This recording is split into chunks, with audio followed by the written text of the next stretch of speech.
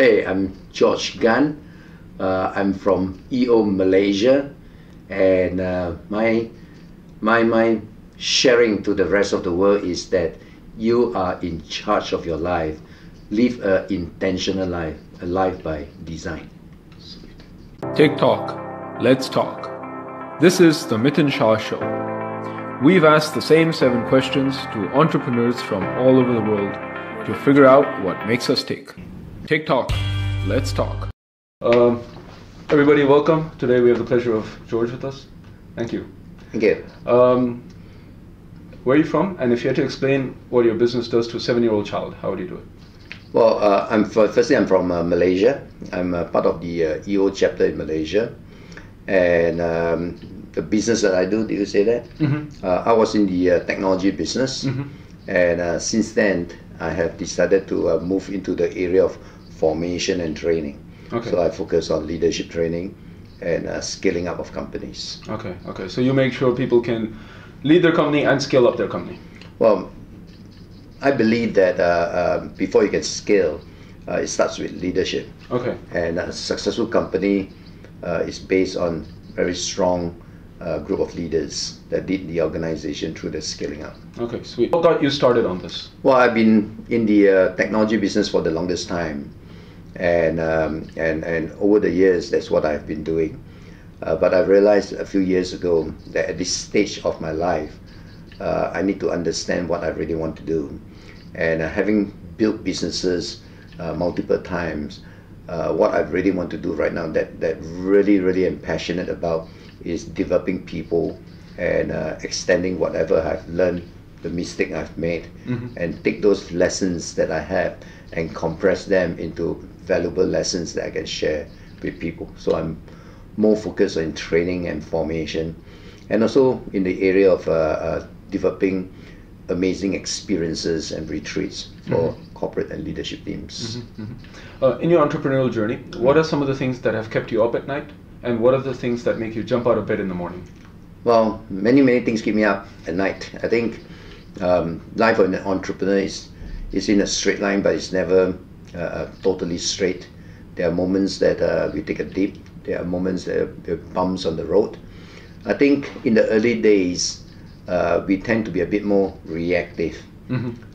And when things are not certain and we haven't figured it out, it keeps us up at night to try to figure it out.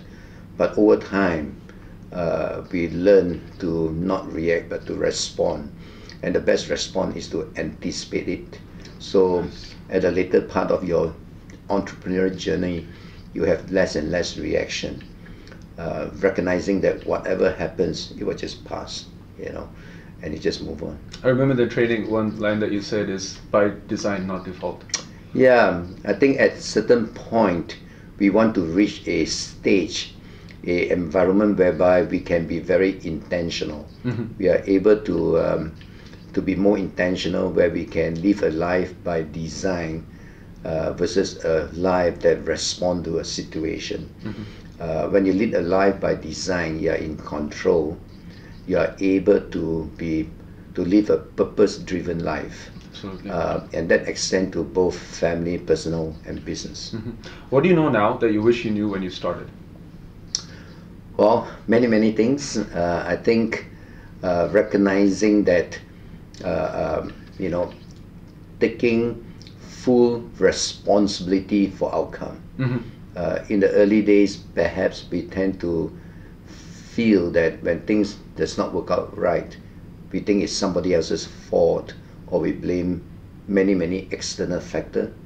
But I think as we learn, we reach a point whereby if you take full responsibility for your outcome, then whatever the situation we are in, you are able to be in a very controlled manner, design it, respond to it, and things that are outside your control, we just don't sweat about it.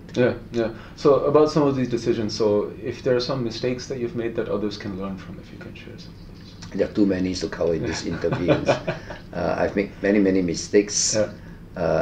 I think if you talk about, I think a lot of the mistakes I made is not so much technical mistake on the business, but more maybe the way I handle people and relationships.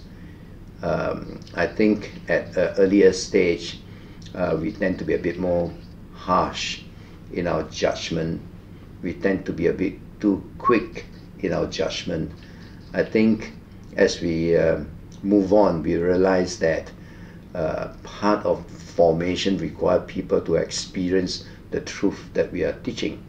And if they're at a stage whereby they have yet to be aware of the situation and make those mistakes that we deem to be wrong, then perhaps it's that we should hold judgment because they have not yet experienced that truth.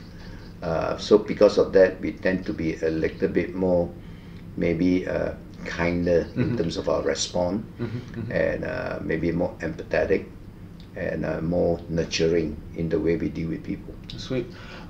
If you can share some of the really high points in your entrepreneurial career, please. Well, I'm a first generation entrepreneur. I started with a couple of $100 in when I came home to Malaysia, very often people look at what they have and design a life based on what they have. I think the entrepreneurial vision is to establish and have a vision of what you want to be, and then look back and say, this is what I have, this is what I want to be, how do I bridge that gap?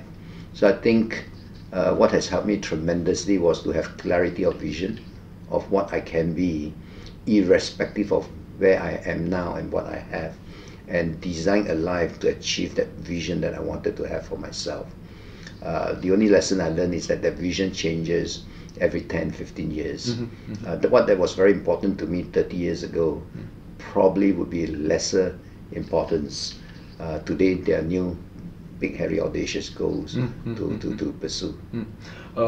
So if you had the Tim Ferriss question, if you had a billboard and you could put on any message to humanity, what would that message be?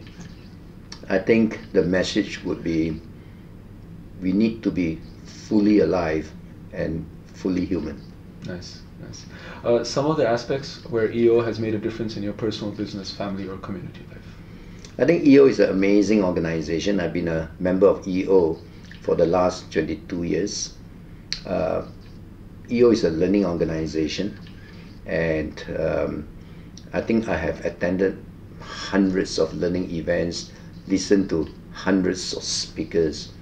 It's hard to remember what I have learned, but I think it's who I have become because of EO. So it's very hard to pinpoint specific lessons, but I think if not for EO, I may be a very different person. So I think the learning in EO is about the transformation, the evolution to be a better version of myself. I think after 22 years, I hope I have became a better version of what I could have been if I have not joined EO. So EO has been very, very instrumental in the totality of my life, not just business, personal life, family life, and community life. George, thank you very much. Thank you.